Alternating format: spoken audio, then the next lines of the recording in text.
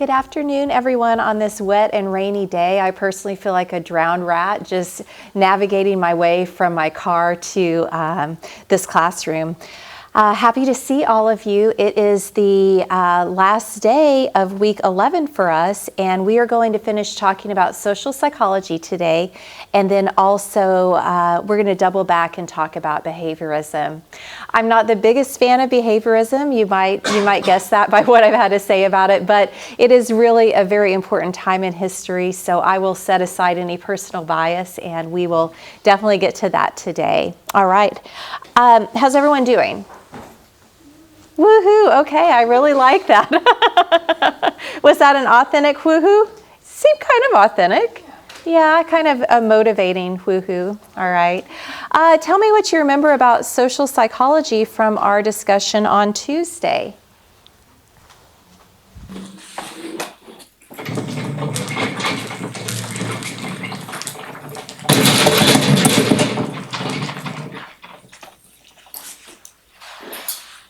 Would you like a chance to talk in groups before you share? Would that be helpful?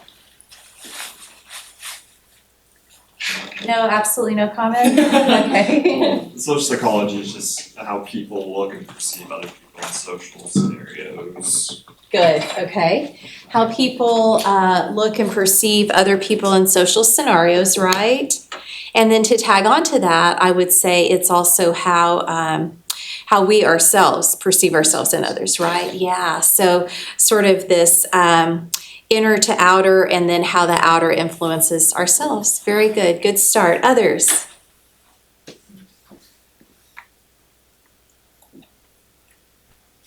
John Gassner? Yes, uh-huh. He was like the root of social psychology, is what I wrote down. Exactly.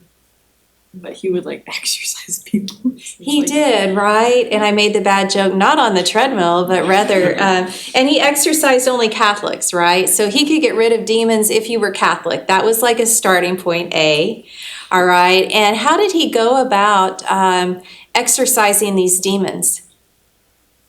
He would make demons show symptoms immediately, through the body. So he'd be if demons are there, they'll bring on fevers, screaming and stuff like that. But Right. if they're not there, then they could just go to the doctor. Right, which I found really interesting. I like how you said that. Yeah, so if he gets you in there and you're needing demons exercised, but you don't present as having demons, which sounds very behavioristic to me, quite honestly, then you just go right to the doctor, which I feel like everyone should bypass Gassner and just go to the doctor, right? But if you had demons that were showing themselves in your body, right, then you were asked to really lean into that demonic possession. And Gassner would do a series of things in his Gassner way and would say, demons be gone, right?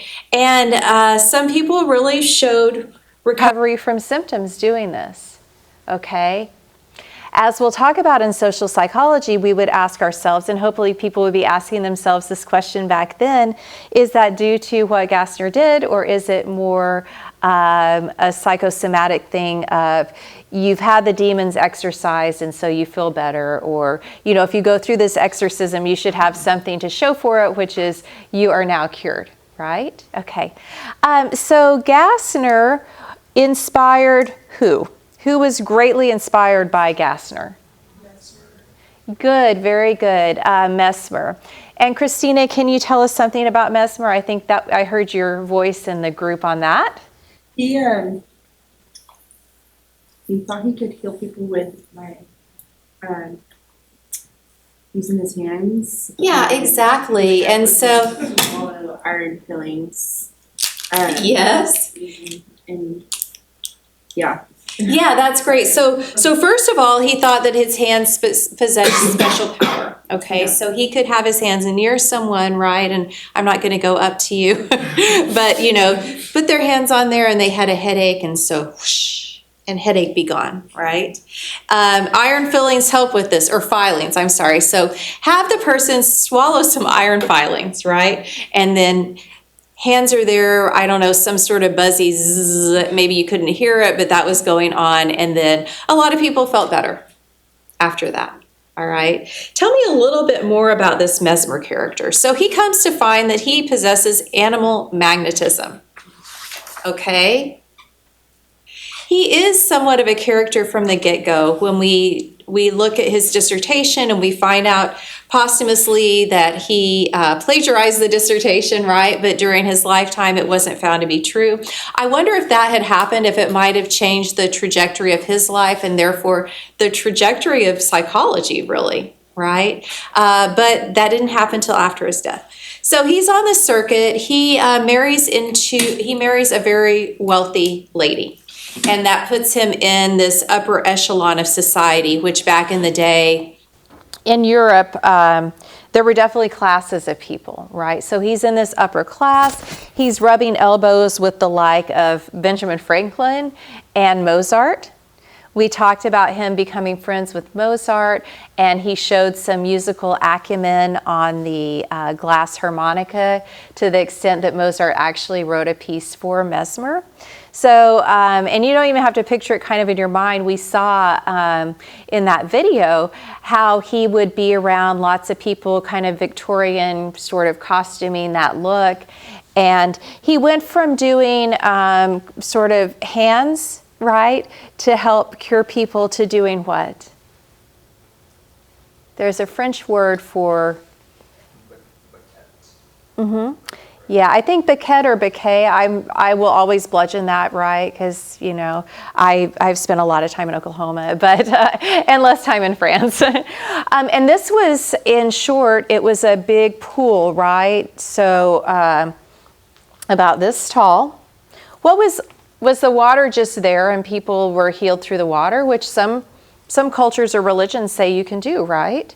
There was more there, right? I can just imagine as kind of like landfill looking water, like some glass bottles, some iron filings, this and that in the water, right? And then there were these big hooks, okay? These hooks that were, I think they were probably iron, and they went up and then had sort of like a little arm out there, okay? So if your arm was hurting, you were in luck because all you did was like rest on the hook, okay? And then you wait for the magic, the healing to begin, all right? Were you in a situation where your head was the issue, you were having chronic migraines or you were having mental disturbances, then you would need to somehow tie your head to that arm to alleviate symptoms, right? So you see people in like these kind of contortionist sorts of positions getting healing for whatever body part or body parts were ailing them. And this was something that was like a spectacle, right? So the healing at first was done one-on-one, but the thing with that, you can't really see the success. But if we have people here, we have a big circle, maybe they've enjoyed dinner together and they've heard some music, and so now they're gonna get into this baguette, and heal.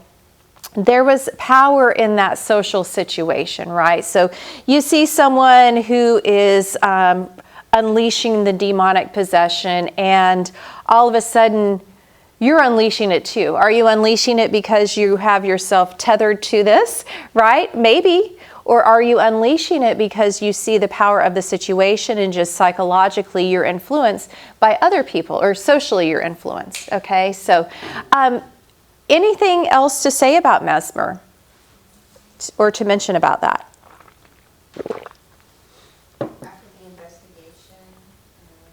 They figured out hypnotism. It was kind of led to hypnotism. Yeah, it bridged the gap between what was going on before and hypnotism, okay? And it has a lot of undercurrents. If you think about things like phrenology, right? You can see how it's something that started out with some scientific basis, and then it was taken up by the larger public and turned into something else, right? It was rejected. There was a commission. Am I mistaken that Benjamin Franklin was actually on that commission to investigate, right? Who'd been one of his friends, right? To see, while he's doing things like discovering electricity and doing all these political things, he's on this investigative committee, and things died down after that. So a lot of this was debunked as it's not serious. But like other fads did, where did it proliferate? In what country did it move to? United States. Yes, Yeah, the United United States. States, right? We're gonna turn it into something else, right? Which we saw similar things with phrenology moving to the United States, and it continued, though it became over time more of sort of a sideshow experience. But what Christina was saying, it was really useful in that this idea that came out of mesmerism, which was not Mesmer's goal at all, was the power of the social situation, right? Or the idea that people were highly suggestible. And so that led to hypnotism. And actually, Freud was influenced by hypnotism in terms of how he developed his theory and the idea of psychoanalysis. So the video we're going to watch right now has to do with, I was going to start it at 3.5 minutes in, but we'll go ahead and review Mesmer. So it's going to talk about that bridge between Mesmer and then how hypnotism began. Yes? So on the video, I took note on this, and I just kind of want to double check. Did it also say that it was like the Mesmer experiments showcased like the first placebo effect? Because isn't that how they debunked it? Like, they had one person that's like, this is magnetized water versus not. Right, like the teacup thing, Yes. right? Yes. I appreciate you bringing that up because that was super important too. So can you tell us a little bit more about what the placebo effect is? So it's like they tested subjects, and then some of the subjects are like, okay, yeah, this is going to be the magnetized healing water, and they'd see the effects of them after. And then other times they're like, okay, here, drink this, and then was magnetized, and they didn't tell them, and they're like, oh, there's no change. And Right. debunked the magnetic water. Yes, exactly. And it did start, I think, with that teacup case of a female. And so this idea that a lot of times we can be led to believe something works just because we've been told something works, right? In some cases. Excellent. All right. Well, we're going to watch this, and it's going to take us into hypnosis. It's entitled The History of Hypnosis.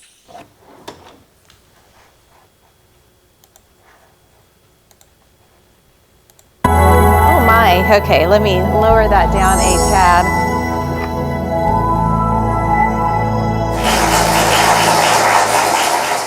Hello, my name is John Melton, and this is Hypnosis in History. Is that still too loud? Okay.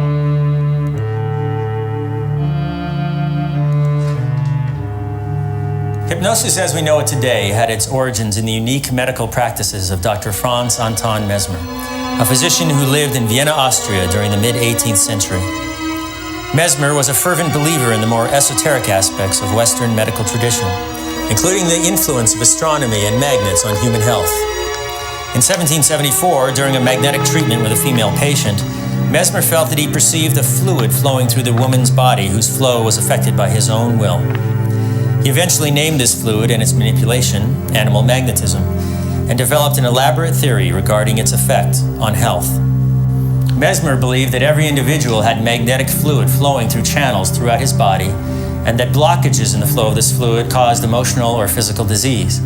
He believed that certain individuals had more or less innate animal magnetism, and therefore varied in their ability to manipulate the flow of this fluid. In the late 1770s, Mesmer moved to Paris and found more interested students there than in Vienna. The process of animal magnetism, or mesmerism, laid the foundations for the later development of hypnosis. A contemporary English doctor described Mesmer's technique in vivid detail. His patients were received with the air of mystery and studied effect. The apartment, hung with mirrors, was dimly lit. A profound silence was observed, broken only by strains of music which occasionally floated through the rooms. The patients were seated around a sort of vat which contained a heterogeneous mixture of chemical ingredients. With this and with each other, they were placed in relation by means of cords or jointed rods or by holding hands, and among them slowly and mysteriously moved Mesmer himself, affecting one by a touch, another by a look, a third by passes with his hand, a fourth by pointing with a rod. One person became hysterical, then another. One was seized with catalepsy, others with convulsions, some with palpitations of the heart, perspirations, and other bodily disturbances. The method was supposed to provoke in the sick person exactly the kind of action beneficial to his recovery. To the uninitiated, the scene was full of wonderment. The extraordinary tales of Mesmer's personal power over individuals are probably part exaggeration, part real results of his confidence and skill in the use of the means he wielded. By the mid-1780s, Mesmer's dramatic practices had drawn the amazement and scrutiny of the citizens of Paris, including the King Louis XVI himself, who commissioned a panel of renowned scientists to examine animal magnetism as fact or fiction once and for all.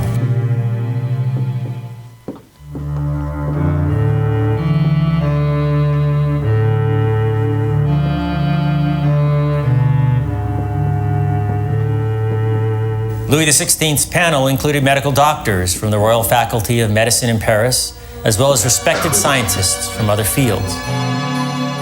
These included the chemist Antoine Lavoisier, discoverer of oxygen and hydrogen, Dr. Joseph Guillotin, co-founder of the Academy of Medicine in Paris, and the inventor of the guillotine. Astronomer Jean Bailly, a senior member of the French Academy of Sciences, who studied the moons of Jupiter, an American scientist and ambassador to France, Benjamin Franklin.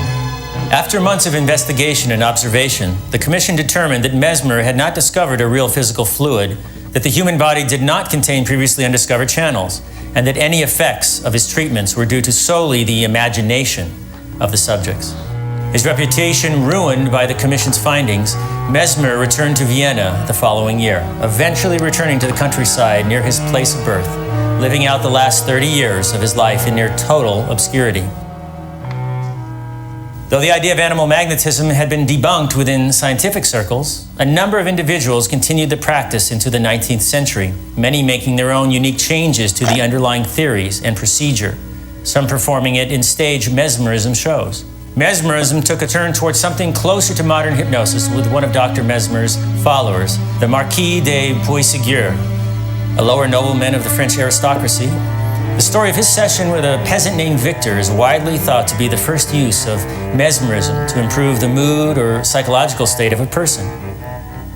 The story is described in detail by an English doctor of the time. He took occasion to mesmerize the daughter of his agent and another young person for the toothache, and in a few moments they declared themselves cured. This questionable success was sufficient to lead Monsieur de Puységur a few days later to try his hand on a young peasant of the name Victor, who was suffering with a severe flexion on his chest. What was Monsieur de Puységur's surprise when at the end of a few moments, Victor went off into a kind of tranquil sleep, without crisis or convulsion, and in that sleep began to gesticulate and talk and enter into his private affairs. Then he became sad, and Monsieur de Puységur tried mentally to inspire him with cheerful thoughts. He hummed a lively tune to himself inaudibly, and immediately Victor began to sing the air. Victor remained asleep for an hour and awoke composed, with his symptoms mitigated. While reflecting upon this episode, the Marquis noted a connection between some of Victor's reactions and sleepwalking, and became the first person to refer to this reaction as artificial somnambulism, a term which has carried with us to this day.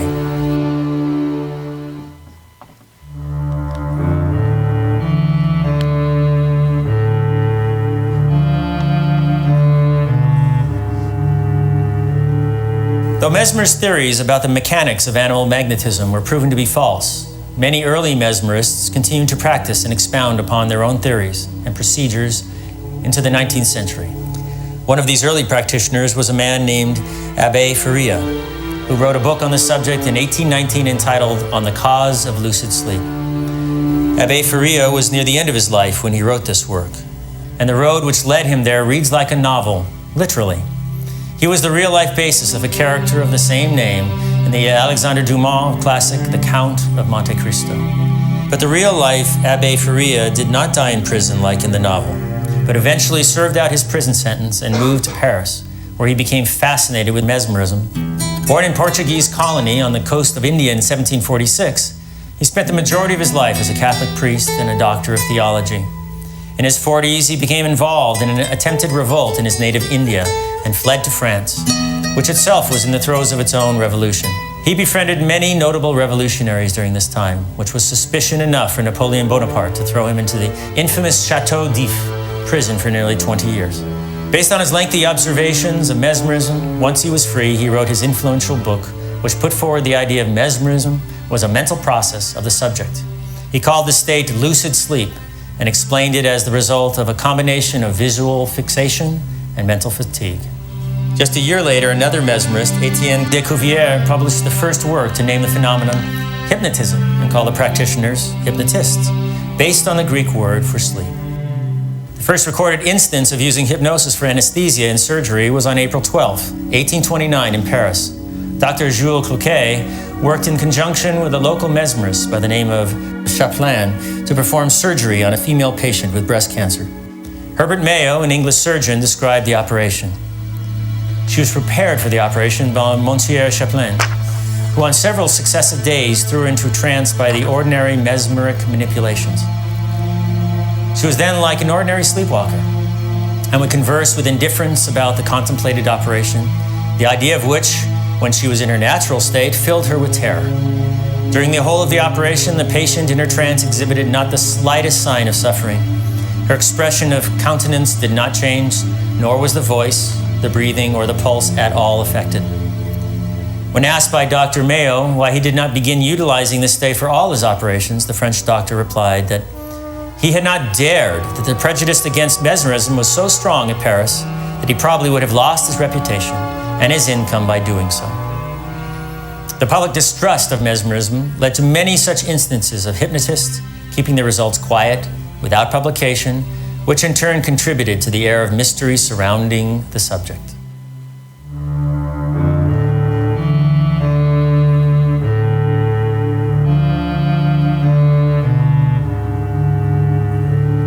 Once the early mesmerists began proposing new theories and finding new applications for mesmerism, the practice began to gain more legitimacy among doctors and scientists moving into the mid-19th century. In 1841, a Scottish medical doctor, James Braid, went on to become one of the most important figures in the history of hypnosis after he observed his first mesmerist show at the age of 46. Born in rural Scotland, James Braid went on to study medicine at the University of Edinburgh and became a respected general surgeon in Manchester, England. Though he may have heard of mesmerism during his training or career, the first time he actually observed it was at a traveling show performed by a Swiss mesmerist, and the practice greatly intrigued him. After the show, he obtained permission to closely observe the man's subjects, and after months of intense observation, Dr. Braid had developed the core of his theory regarding the practice. Disliking the connotations of the term mesmerism, he adopted de Cuvier's term hypnotism and hypnotist, becoming the first to use these words in English. He explained in his first book that, "I have now entirely separated hypnotism from animal magnetism. I consider it to be merely a simple, speedy, and certain mode of throwing the nervous system into a new condition, which may be rendered eminently available in the cure of certain disorders. I trust, therefore, it may be investigated quite independently of any bias, either for or against the subject, as connected with mesmerism, and only by the facts which can be adduced. I feel quite confident we may have acquired, in this process, a valuable addition to our curative means, but I repudiate the idea of holding it up as our universal remedy, nor do I even pretend to understand as yet the whole range of diseases in which it may be useful." Dr. Braid's writings and experiments with hypnotism quickly made him the leading figure in hypnosis in the English-speaking world. His scientific approach and willingness to engage in debate gave hypnosis a new, respectable face compared to the mystery and controversy surrounding mesmerism. He clearly summarized his basic eye fascination induction in an 1843 book. "Take any bright object. I generally use my lancet case, between the thumb and the fore and middle fingers of the left hand. Hold it from about 8 to 15 inches from the eyes at such position above the forehead as may be necessary to produce the greatest possible strain upon the eyes and the eyelids, and enable the patient to maintain a steady fixed stare at the object. The pupils will be at first contracted. They will shortly begin to dilate, and after they have done so to a considerable extent and have assumed a wavy motion, if the fore and middle fingers of the right hand are carried from the object towards the eyes, most probably the eyelids will close involuntarily with a vibratory motion." The renewed scientific interest in hypnosis prompted by James Braid not only led to new ways of thinking and talking about the practice, but to new studies and applications as well. More next time on Hypnosis in History. All right. I'd like for you to get into 3 groups. Krista, if you can join these 2 here, and then 3 again, 3 again. And I want you to do a couple of things. I want you to, of course, discuss the video and your takeaways. I thought it was really well done and very well explained, easy to understand, I think. So I'd like for you to do that first. And then I'd like for you to talk, and if any of you know someone who's been hypnotized, or maybe you've been hypnotized or seen it done like at a comedy show, sometimes that happens, please discuss that. And then finally, I'd like for you to go online and see what you can find on the use of hypnotism today. All right? Let's take about 5 minutes to do that, and then we will reconvene as a class.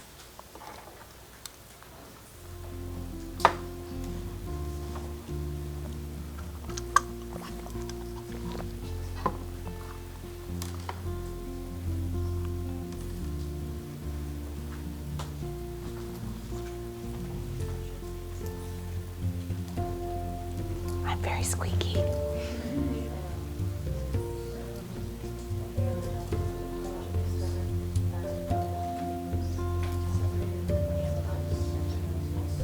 Is this your umbrella? Yeah. That's amazing. So like, yeah, it's awesome. I love it. Yeah, I don't like to get wet. I don't either.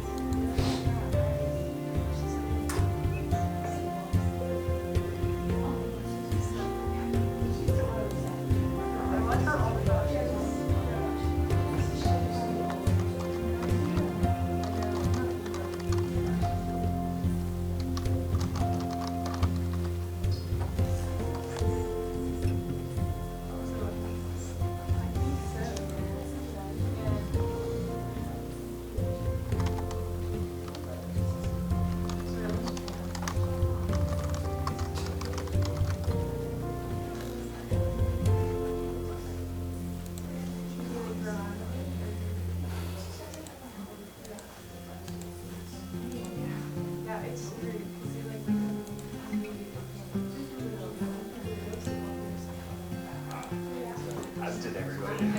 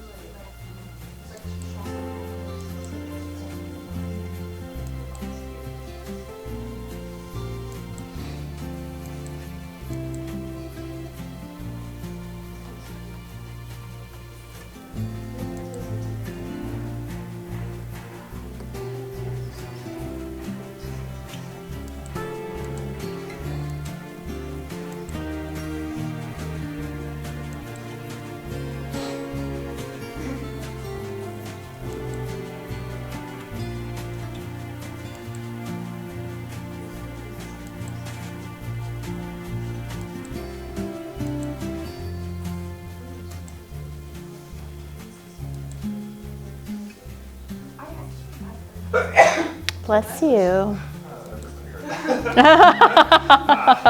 What a dainty sneezer you are.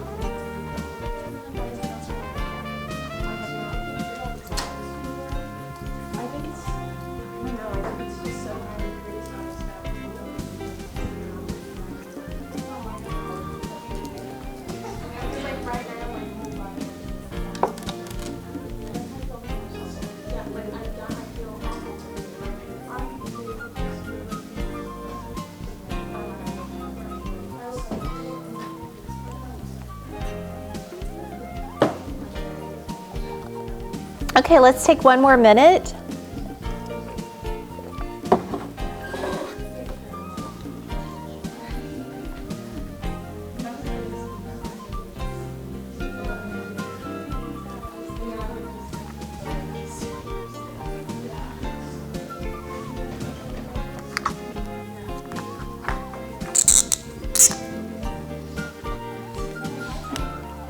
Okay, let's see, which group would like to begin our discussion?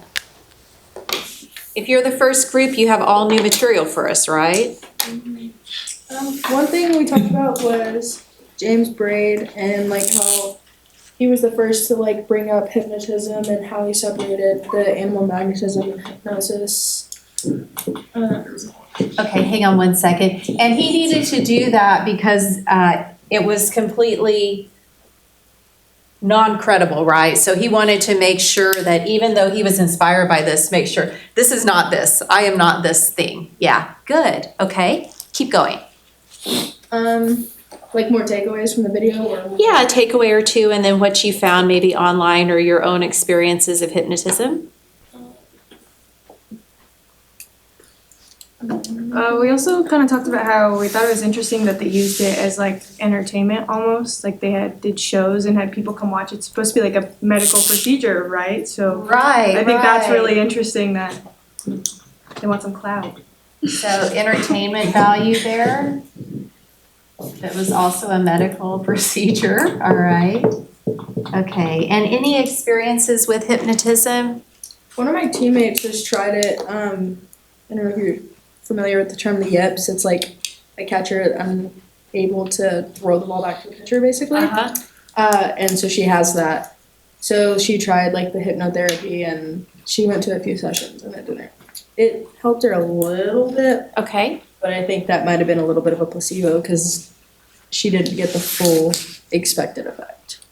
Okay. Did they say in 2 sessions she should be quote unquote cured? I think she went 3, and that was like they're gonna shoot for 3, and that was like their Okay. link. So a little bit, but Yeah, I think it was more because she was working really hard on like physically overcoming it as well. So it could have been a mixture, but sure. It's hard to separate that out. Yeah. Okay, all right. And then something you found online about hypnotism used today? it can be used for easing the side effects of chemo and radiation. Found that interesting. So I'm not really sure. Yeah, how that- like from a nursing perspective, right? Yeah. I just think it's like how it's changing and like altering your body. Like I feel like it should be like more of a mental thing. Like just thinking of it, I feel like it should be more of like a mental like change, but the fact that it's able to like impact your body as a whole. Yeah, it's really interesting, right? Yeah, good. Okay, another group. We talked about the concept of artificial somnambulism. Yeah, that's a mouthful, isn't it? Which is when you can be induced into a peaceful sleep state by hypnotism. Uh-huh. So I talked about it with Victor where the guy was able to make him go into like a sleep and then manipulate him while he was in a sleep state into being more positive and more happy, and like his ailments after he woke up, it didn't bother him anymore. Yeah. And then we talked about Abba Faria, which was the man who was from India who came over and wrote the book over lucid sleep and how it's like mind over body, and with hypnotism you can manipulate that. Didn't you think it was interesting that he was thrown in prison and then he took that time to really research hypnotism and came out with this book? Yeah. I looked it up, and apparently he was thrown in for participating in the French Revolution. So Yeah. What else from this group in terms of knowing anything about hypnotism, maybe yourself or someone else, and or online stuff? Yeah. I was looking through like for like some of the articles. You can actually get like a bunch of like risks from like hypnotism therapy. Yes.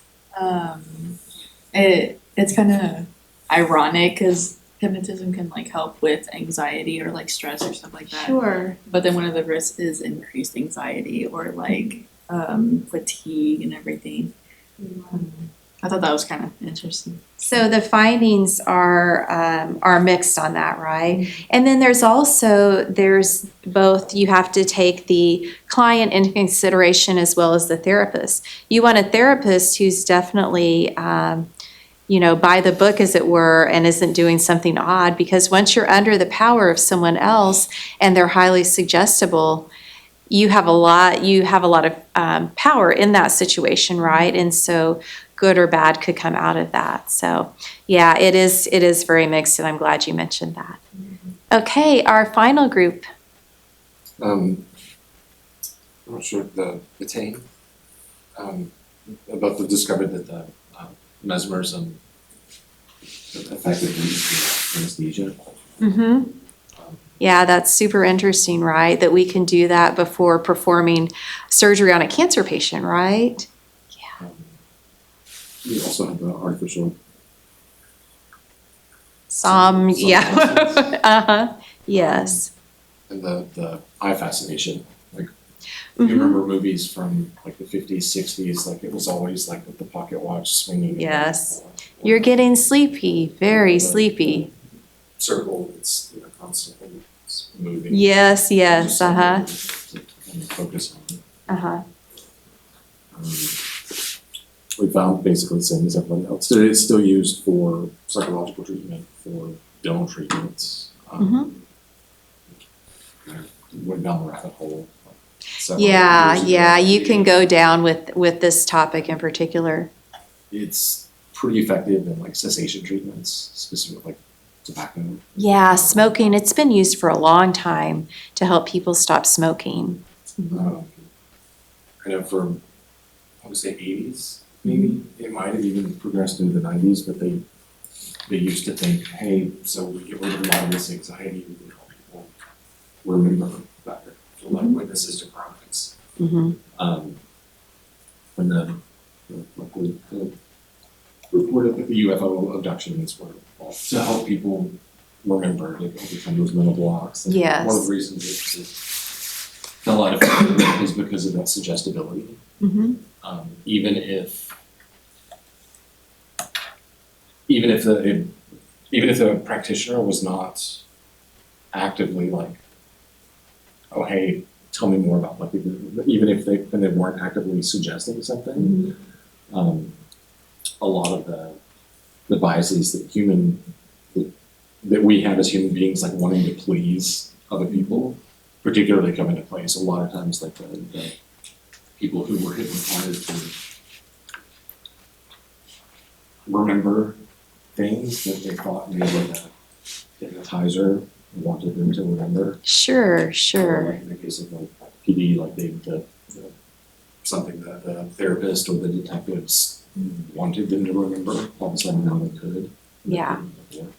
Yeah. But because of that suggestibility, it was ultimately like we can't ethically do this. Right, right. Ethics need to come into play. I think they play a big role in hypnotherapy. And just then we'll talk a little bit when we talk about the power of suggestibility in and of itself when it comes to children and testifying at trials. So we'll get more into just suggestibility as a whole. But I thought you would find that interesting, and it's I think interesting to see it still practiced today, though there are mixed thoughts on that, and the research results are very mixed. All right.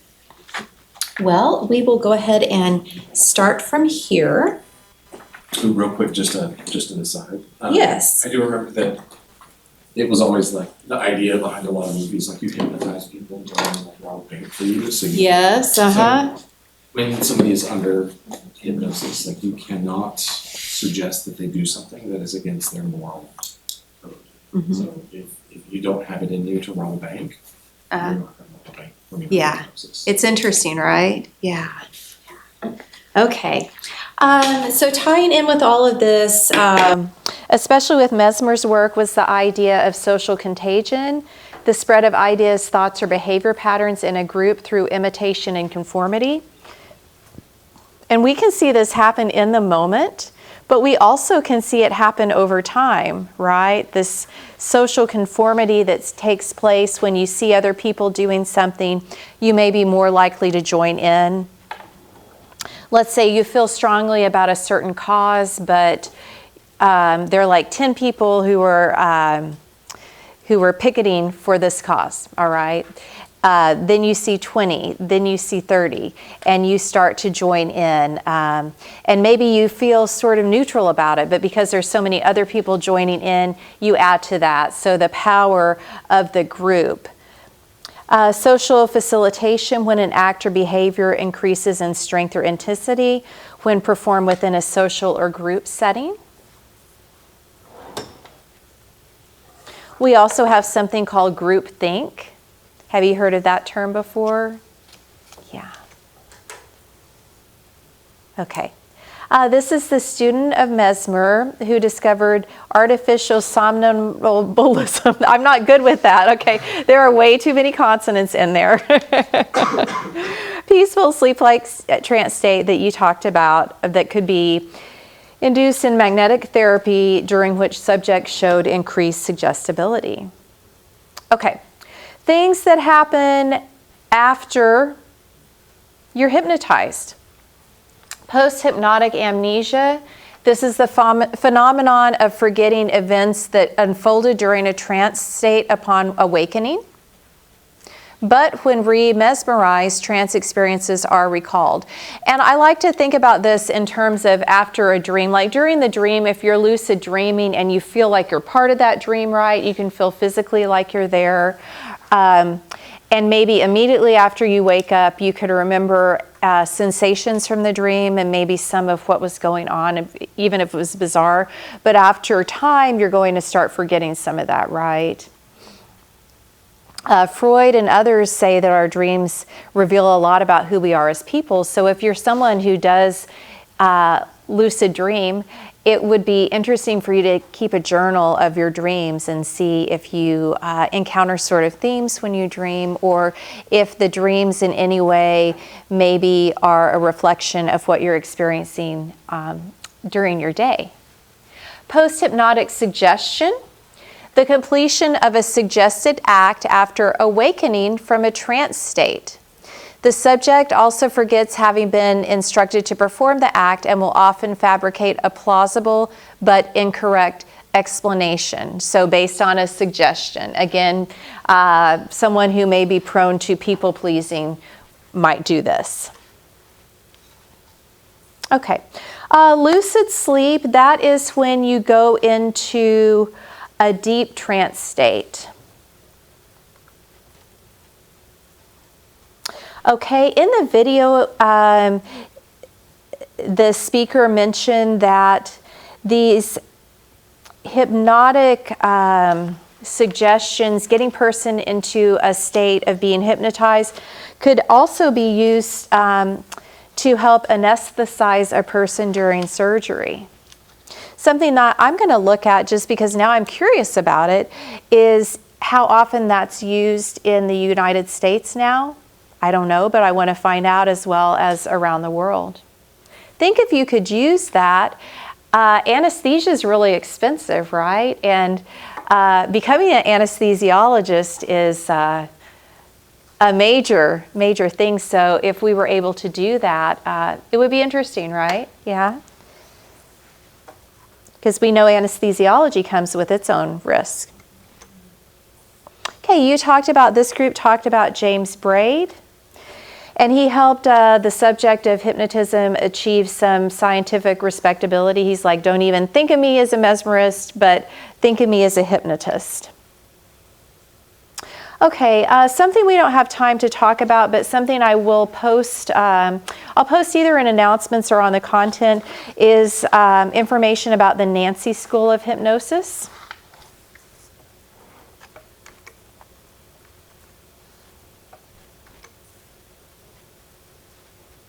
Okay, Charcot, 1825 to 1893, very famous French neurologist.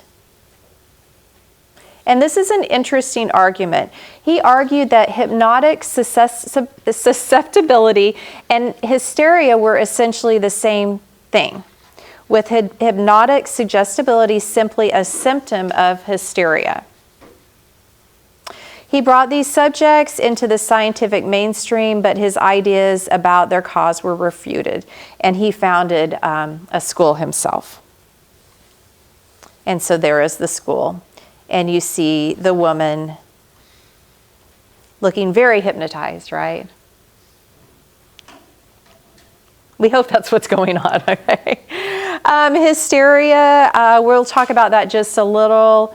A condition in which patients experience physiological symptoms, and these are major symptoms. So you may have violent emotion, paralysis of a body part, anesthesia, amnesias, or other neurological symptoms without obvious organic causes. So something is happening, like all of a sudden someone goes through some traumatic event and they cannot move their right arm. All right, they're in this hysterical state, but you can't figure out. So maybe you link it to this traumatic event, but there's nothing physiologically that you can link to the person not being able to move their arm. So it's an idiopathic condition, meaning that there's no underlying, in this case, physical reason for this or physiological reason for this.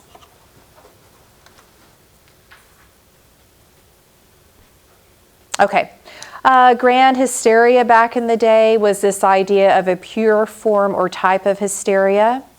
And grand hypnotism was the now again discredited concept of a pure form of or type of hypnotism. Okay.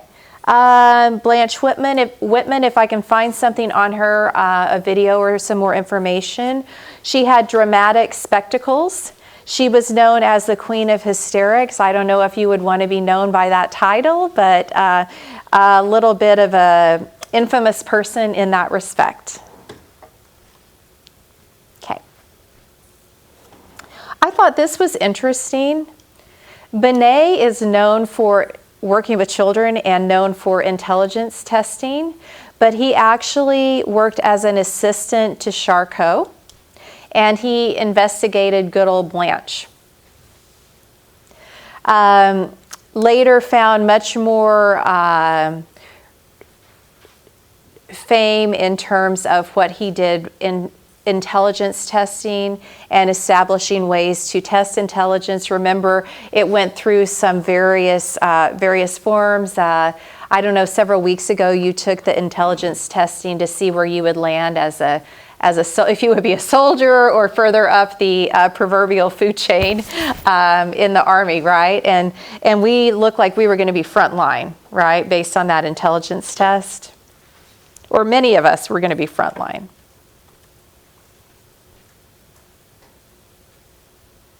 Okay, Gustave Le Bon was a French theorist who wrote about crowd behavior, the irrational characteristics of crowd behavior, and likened them to hypnotic effects.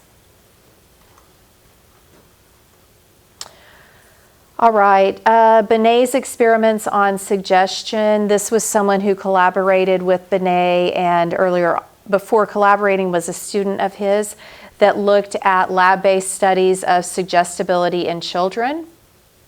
How many of you are Law and Order fans? Anyone? No? Okay. All right, well that doesn't work very well for what I was going to use an example, so we're going to just skip that, and I'll try to come up with an example over the weekend for you. I teach sports psychology. Have a couple of you actually in my class, and you remember us talking about Norman Triplett? What can you tell me about Triplett? It's probably going to be what's on the slide, but... Was he the one who did the cycling experience? He did the cycling experiments, right. I find it easier to work together than alone, like cycle together than alone, right? Yeah, and the idea of being with others would also make people more competitive. So they might boost their times. If it's just you alone, like if you think about doing an activity like maybe running and you're doing it on your own, for most of us, we may, if we're not like on a scholarship running here, right, on the track team, if it's just us, some of us may be really vigilant about how we're doing. But I know like if I'm walking and it's just me, I sort of saunter around, like la la la kind of thing, and look at the flowers, and there's nothing wrong with that, except flowers do make me sneeze. So maybe like look at something else. Don't think of the pollen out here, but I like to take like just a little nature walk, and by nature walk I mean a walk in my neighborhood. So but if I am with someone, it just tends to happen with me, like one or two others. I need to make sure I'm walking at least as fast as they are. All right, so that's something that Norman Triplett found in his literature. And so beyond making a contribution to the field of social psychology, he made lots of contributions to the field of sports psychology. And he was one of the earliest sports psychologists in America. So I have a question. I don't know if I can answer it, but please go ahead. In social psychology, we're talking about social loafing and free riders, and just like how in like group settings, people tend to put less effort into their work. Mm-hmm. So at what point is it like this one says like their performance is enhanced in the presence of someone else? Mm-hmm. At what point does that go from that to the like less effort in a group? Okay, so I think less effort. So this is like you have 3 different individuals cycling and they're not part of the same team. So then the influence of like these two other people or this other person being with this person's going to encourage them both to work harder and attain a faster speed. When I think of social loafing, I would think more like maybe a cycling team or a group project in class. Personal gain versus like Group gain. Yeah. So when the larger a group becomes, the more likely it is that you're going to see social loafing. Some people hanging back because they feel like their contribution isn't as needed, or maybe it's not worth it for them to cycle this hard. They're part of a team and they know there are others that can make up for it. So that's when we see maybe social loafing happen more. I will see it when groups get beyond a certain size, like maybe 3 or 4 in class. I see that happen. And then there are some people who just tend not to contribute as much for whatever reason that is. Does that sort of answer your question? Okay. It's an interesting phenomenon, right? And of course, if you're asked to do something, you're in a group and you don't know very much about it, I can see why you would want to hang back, right? Okay. New discipline of social psychology. This is really interesting. So we have Floyd Allport. He was a founder of experimental social psychology, who wrote the first doctoral dissertation in the field on social facilitation, co-edited the first journal devoted to it, and wrote its first major textbook. He also, so remember we had the James brothers, and one of them was very famous in the area of literature, and the other was famous in terms of what philosophy and psychology, right? Well, here we have another dynamic brother duo, both within the field of psychology. So can you imagine you're both in the field and you both are eminent psychologists. If you've taken psychology of personality, right, you know about Gordon Allport, okay? And what was Gordon Allport known for? I know you did really well on your last exam, so. oh my gosh. I can't even think, I'm blanking right now. Okay, that's okay. It happens to me. I'm just up here and it's more problematic. I don't know, I'm blanked. Okay, no, that's totally fine. So in our personality textbook, one of the people we talk about is Gordon Allport.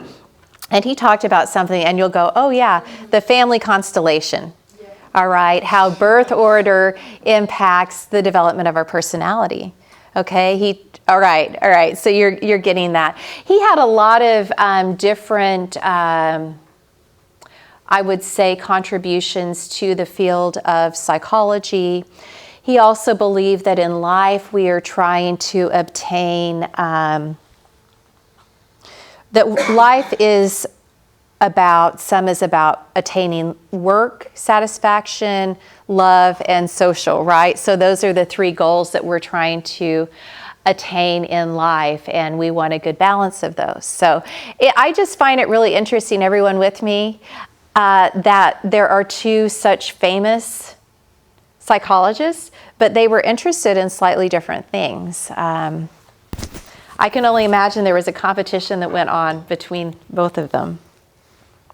So Gordon's the other one, and he's more known in psychology of personality circles. Okay, Morton Prince was a neurologist who founded the Journal of Abnormal Psychology. So now all of a sudden we're branching out into all sorts of things, right? He appointed Floyd Allport as co-editor when the journal expanded to cover social psychology. And if you've taken abnormal psychology, I hear it's a fascinating course. Maybe you're taking it right now. If not, that's one that I would love to take as an educational psychology PhD. I never did that, though probably I should have, but I think you'd really enjoy that class. Okay. Group fallacy, Floyd Allport's term for the notion, which he believed to be mistaken, that groups or crowds can constitute superordinate entities or group minds which are more than just the combined reactions of their individual members. Other people say group think is really a thing, okay? The power of the group. Is that like where the term like sheeple comes from? Like people who just follow the crowd? And just, like, believe that, I'm just gonna go with it. Yeah, and then the crowd can become bigger. I mean, to me, it makes me think of Gestalt psychology. It's bigger than the sum of its parts, so it becomes bigger than the sum of all the individuals there. Sheeple, I've not heard that, but I understand what that means, I think. All right, we get to Solomon Asch, who I talked about, right, about the different lines, right? Okay. Social conformity was studied by Asch and by Milgram and a variety of other social psychologists. It's a big thing that we do, right? Whether good or bad or indifferent. And this is the extent to which individuals feel pressure to conform to the ideas and opinions of other group members. And I know it's taken me I think I've talked about being a reformed people pleaser. I'm still highly driven by pleasing people or doing what I think will please someone, right? But also, I found like as I've grown older, I become less conformist. I think it's something we're all really highly susceptible to doing. And again, it's not necessarily bad, but you need to be aware when you're conforming to something, and are you conforming to it because it's based on something you believe, or are you conforming to it because you think you need to? Like to save face, sometimes that's a reason, right? And with the Asch experiment, they found that many people would conform and they would go with the Confederates and say that the shortest line wasn't the shortest line just because they didn't want to appear different or wrong in front of the group, even though in their minds they're like, this other one's the shortest one. And there you see people really thinking. All right. We are now going to talk about Stanley Milgram. Who remembers Milgram from Intro to Psychology? Okay, what can you tell me about this man? I don't really remember exactly. I remember his experiment. Okay, can you tell us a little bit about that experiment? It was like the social like obligation to shock somebody because somebody in authority was telling them to, and they didn't want to go against like what was being said. That's exactly right. And Milgram is also discussed in many research methods courses when we get to the section on ethics. All right, and so as material is often presented about Milgram, it's presented on his obedience experiment, right? And then they talk about like the unethical aspects. So we're going to watch this, but then I have something I need you to read before next week that's going to talk about someone who was a colleague and friend of Milgram and how maybe he wasn't so unethical. Come to find out, a lot of things that people thought he hadn't done in advance, like making sure what he was doing would not damage someone psychologically, he actually had done that. It's just like, oh, wow, well, he passed away young. And so people remember, yeah, exactly. And so I just want to make sure that you get the other side of that story. And I think this video is pretty short. After that, I'd like for at least one of our groups to do their social experiment with the class. Okay?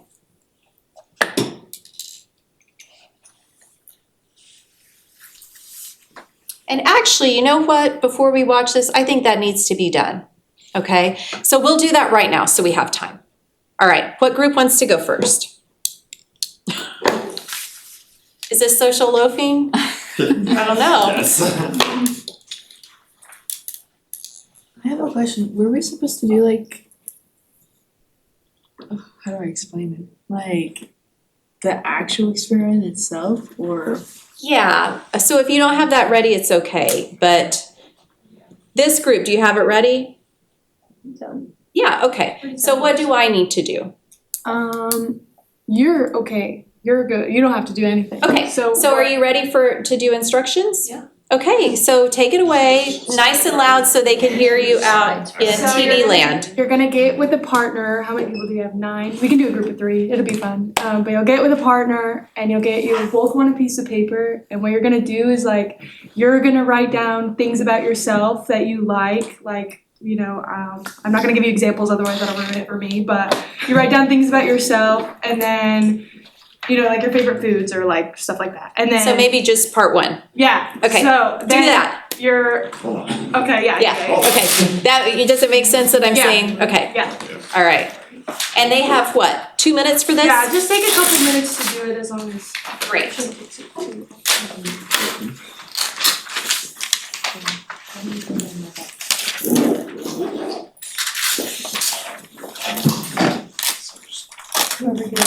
Yeah.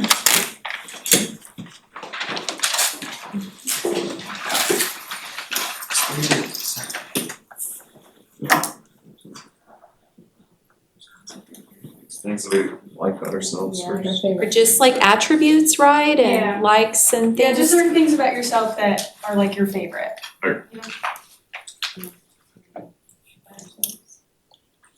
know?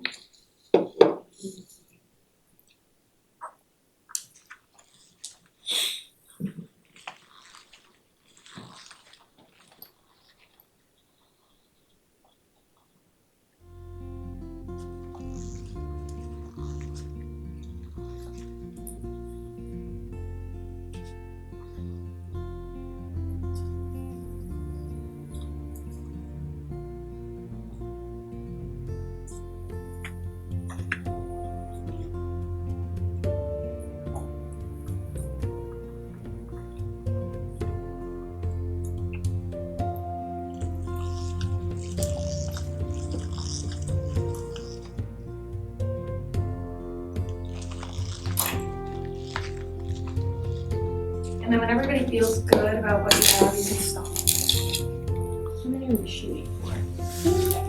I did like roughly 10. Or less. That part doesn't really matter. Okay. Sorry guys.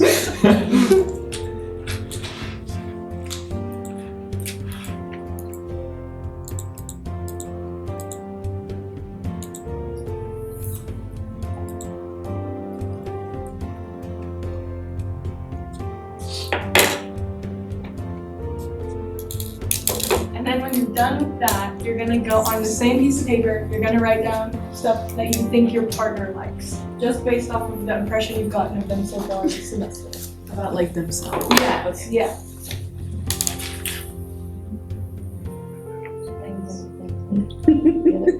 Likes about themselves.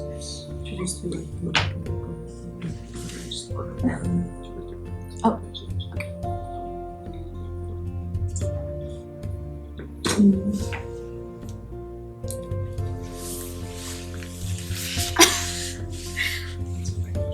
This is hard, huh?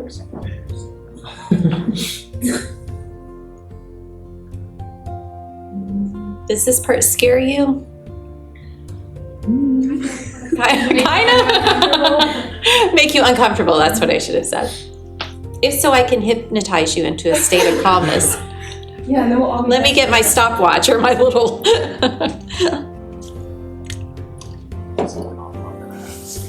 Not yet, not yet. So when you guys are done, just kind of hang out for a second.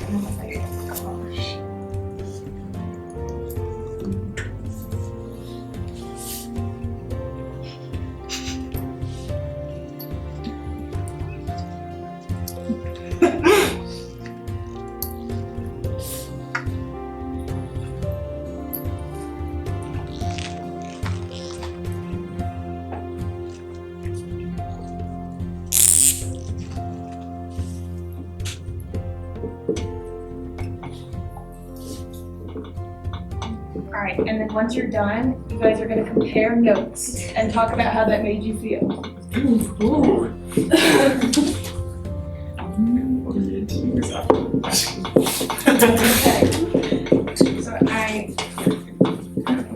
So I said, I want to I show don't you know if stuff these are about right. it. Definitely. I get it. Said you were So it's like, and then a sibling. yeah. I couldn't give one to them. I don't know either. I got two.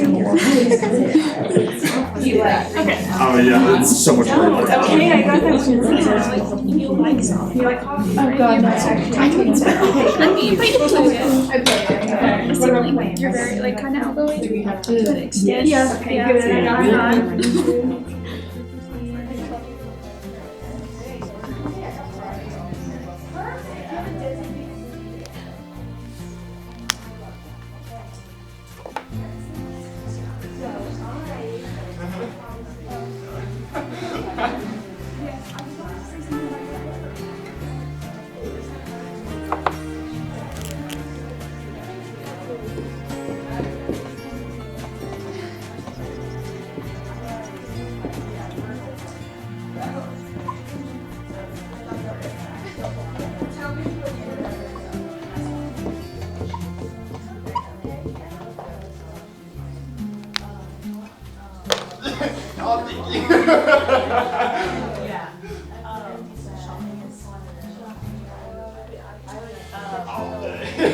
Crawling on the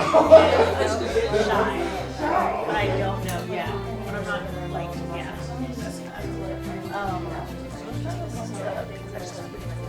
Yeah, that kind of.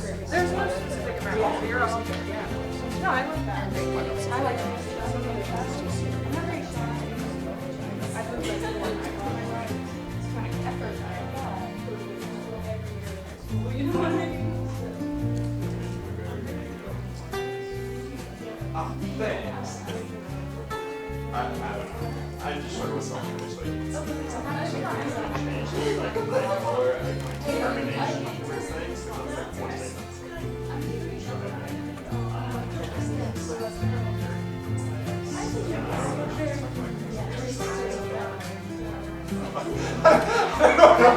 that's what we're going for. I just kind of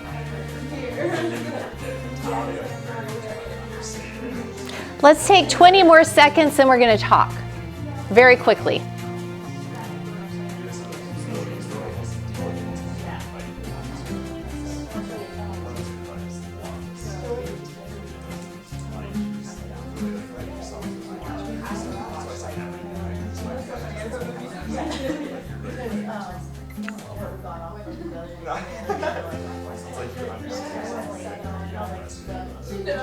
Okay, everyone, and stop. Feedback, very quickly. We have 2 minutes. How did everybody feel about doing that? Did it make you more uncomfortable to hear the things your partner wrote about you, or did it make you more uncomfortable to have to guess things about your partner? To Guess more about your partner? Yeah. Okay. How many of you did not like what your partner had to say about you? Beautiful. I guess we all had a great Oh, hooray! What a success! Our it was wildly successful. Okay, and definitely ties into social psychology. All right, couple of things I want to mention. If you haven't done your experiment or didn't know you're like actually supposed to do it, other than just describe it, then you. Fear not, you will have time on Tuesday. Several things you need to do. I have 2 short videos I'm going to post. One of them's on Milgram and is posted. The other one's on the Stanford Prison Experiment and the Milgram article. It's not a peer-reviewed article. It's out of a magazine. So I need you to read these things. Post about 8 to 10 seconds. 8 to 10, I'm worried about the time, sentences to the Dropbox, okay? Other things, read the photo voice instructions and announcements and come with your questions on Tuesday. Finally, extra credit points. You may say, hey, I would like that. There are 2 movies related to this class content called The Experiment and the Experimenter and the Stanford Prison Experiment. If you would like to summarize each of those, you'll get 10 points if you do one. You'll get 15 points if you do 2. And if you have questions on that, talk to me after class or email me, all right? It looks like we have 14 seconds, so it looks like we're out of time for the day. Have a great one, and I will see you on Tuesday.